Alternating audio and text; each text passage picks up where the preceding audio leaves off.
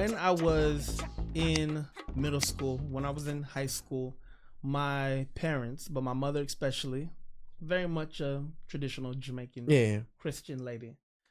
Don't have sex until you're married. Don't have sex until you're married. My father, very much a Christian, very much a Jamaican, but very much a realist. Now I was like, don't have a baby until you can afford one. Don't have a baby until you can afford one. So two different perspectives. But I tried to really honor what my mom was telling me. And ironically, my parents were divorced when I was 10. And my dad would always say, I'm not going to tell you guys what to think about your mom, but you're men. And one day you'll see what women are all about. That's all he would tell my brother and I. I think that's a good way to go about it because you don't want to badmouth the spouse, Right? But you will learn, and you have to learn. I think my parents did a great job of being respectful of each other. That's good. But man, those days are over. Oh, in the 1990s, watching Jerry Springer and realizing, hey man, I'm pretty fortunate that my parents aren't acting crazy, even though they're divorced. mm-hmm. I didn't realize that Jerry Springer was getting me prepared for what I was gonna face in the 2000s. Like Jerry, bro, I'm living a Jerry Springer episode. You are. It's insane. So I brought all that up to say, I'm not ashamed to say it. I remained abstinent all throughout high school. Wasn't ashamed of it. Same, brother. Wasn't ashamed of it at all. And if anything, it's a cheat code because your body isn't telling you more than it already is that you need something. True, because you haven't experienced it yet. Like it's there, the hormones are there, but because you haven't experienced it yet, you can still focus on like tomorrow. Correct. So it's kind of a cheat code. But when I got to college, so my first 2 years in college, I went to North Carolina. I went to a small HBCU in North Carolina. Okay. I loved it. Loved that college. I'm not saying the name because I don't know where this video's going. But I love my HBCU. You know.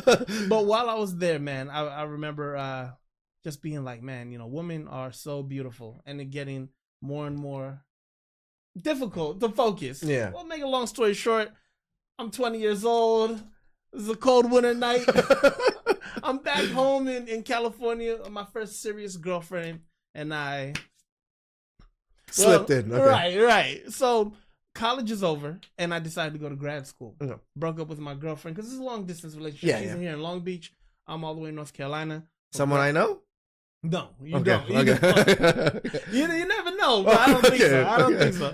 So I ended up going to grad school in Savannah, Georgia. Okay. And in grad school, I met my first wife. Okay. So the whole illusion of college sweethearts and all that stuff, I fell for the bait, to be honest with you. And this woman, to me, was a good thing because she understood my dream of being a filmmaker. Okay. And she lived off campus. She had a car. If I need to borrow a car and drive somewhere and shoot a scene or do something. Oh, so she was well off in a sense and you were in a lower position than her. Bingo. Oh, I'm surprised. Bingo. Okay. Well, how we met was she was working in the cafeteria at the school. I couldn't afford a meal card. All I could afford was the first couple semesters and a dorm room. Okay. But I had absolutely no money for food. Mm-hmm. So went to the cafeteria one day, saw her, put that Bellflower Riz on her. Hey girl, what's going on? She started letting me eat in the caf for free. Nice. She would just pretend like she was swiping my card, but she didn't. I had two other friends from the HBCU I went to, Cyrus and Steve. What up, guys? They started coming with me to the cafeteria. Oh, dang. So she's feeding me and my friends.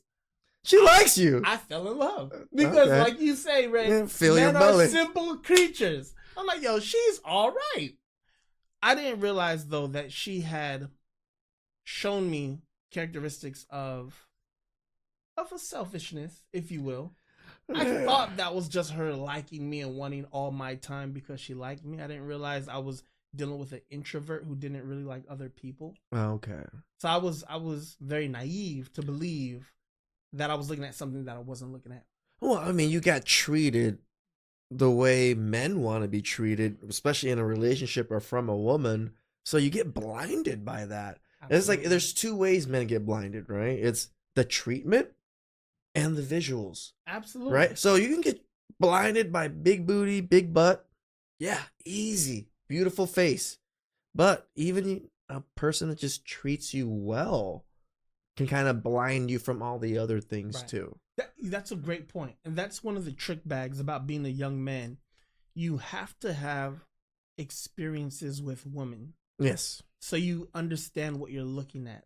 Sometimes just like people are supposed to be decent and kind. Yeah. That's a normal That's a normal right. supposed to be at least. But as a young man, especially young men growing up in America, or the Americas, I should say, Canada, America, and so much of the world is now a first world country. Yeah. So just, the West or whatever that means to you.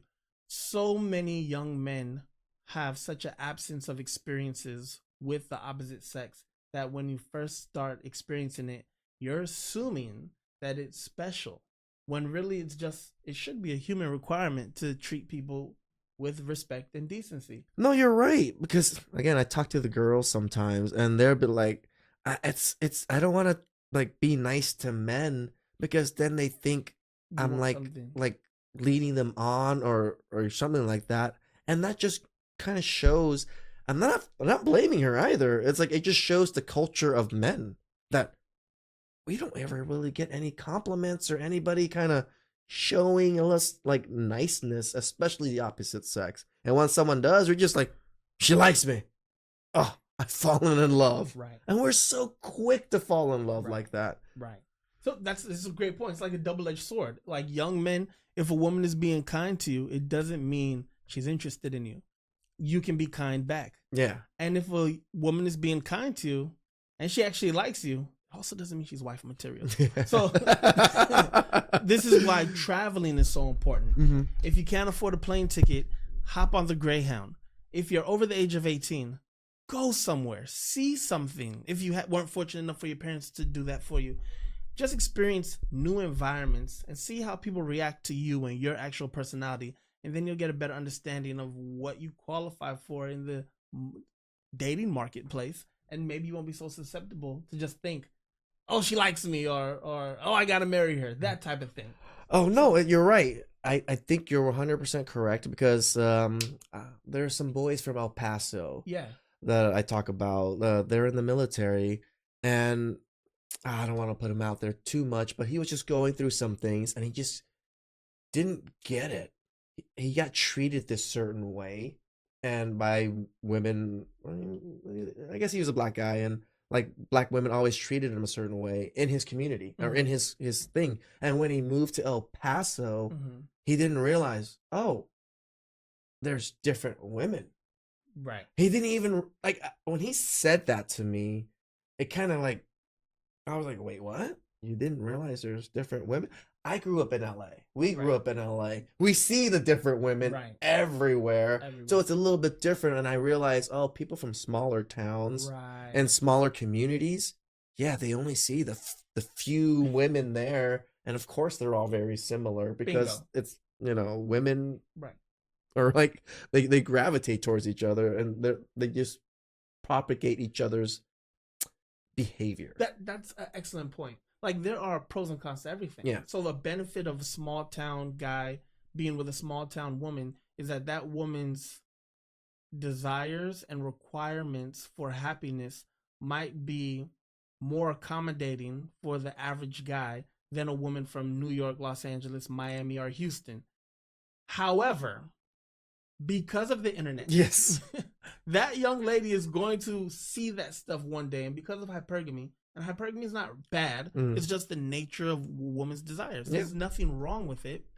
There is a chance that, hey, she's gonna want more. So my advice is go see the world, young guys. Yeah. Whether that's through the armed services or just through go get your passport. It's not that expensive to travel these days. I mean, I tell guys if you're good with your money, I just get a nice travel credit card. Yeah, I have like 500,000 in miles just because I use my credit card for mostly everything. I pay it off every week. Yep.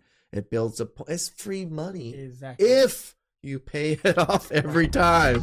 The Bible says, "Owe no man anything but to love him," and it's better to be the debtor than the borrower. Yeah. The Bible tells us about money all the time. Yes, be very good with money.